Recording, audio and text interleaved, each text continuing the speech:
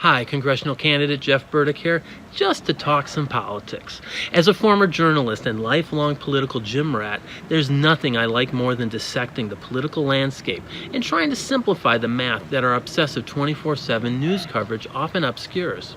So here is one in a series of occasional roundups of my political impressions of both the presidential race and my congressional primary here in Sacramento.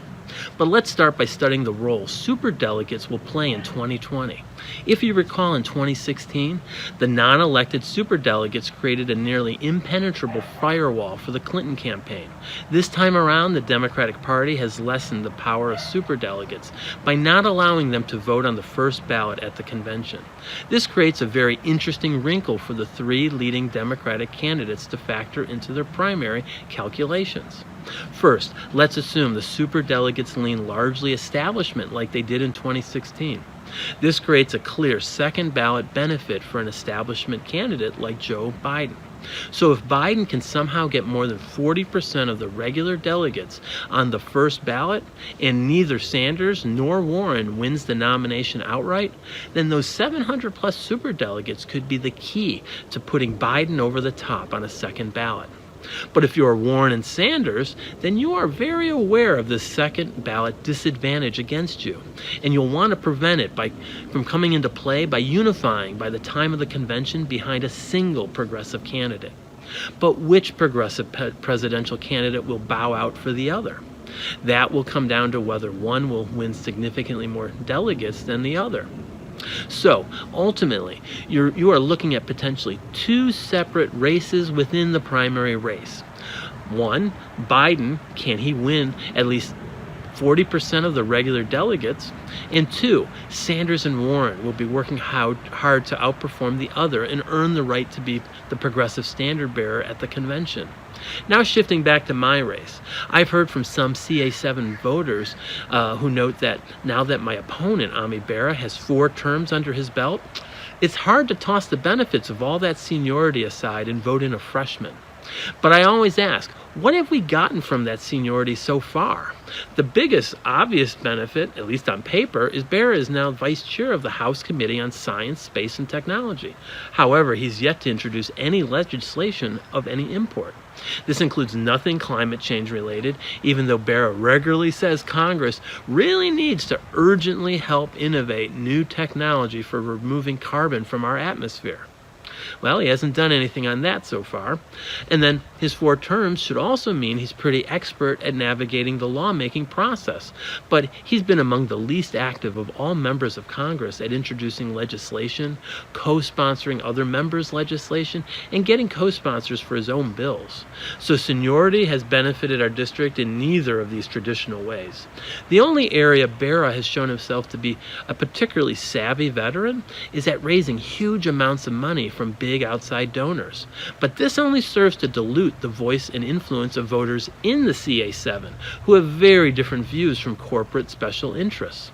So in my book, trading Bera's brand of do-nothing seniority for a driven freshman like me should be all net positive for voters in California's 7th congressional district. Another charade of logic out there is that an establishment presidential candidate like Joe Biden has a clear electability advantage against Trump. However, this common wisdom is very questionable when you realize that every single white establishment Democrat since Bill Clinton has lost.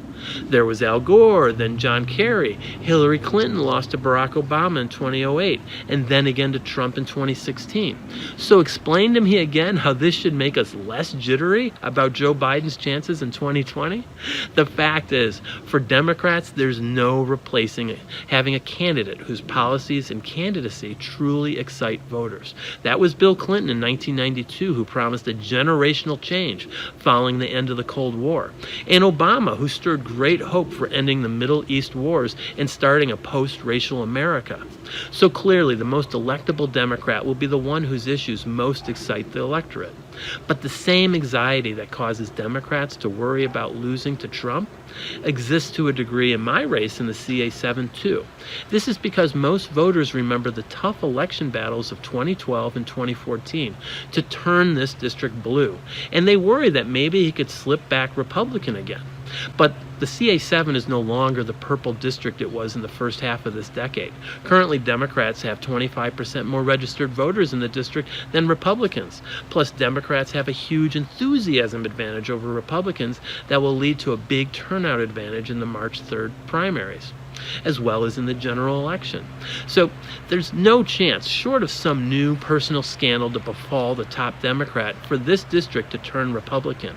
Consequently, the 2020 congressional race represents a clear opportunity for Democrats to determine what kind of Democrat they want representing them. Do they want a Democrat like me, who is for issues that the vast majority of Democrats already support, like Medicare for all, comprehensive prescription drug reform, the Green New Deal, campaign finance reform, and fighting income inequality?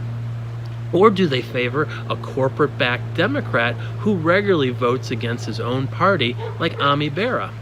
The choice will be stark for Democrats, but fear of the district turning red should not be a realistic factor. There you go, some of my own political analysis. For more information about me, my issues, and how to get involved, please visit burdickforcongress.com. And thank you.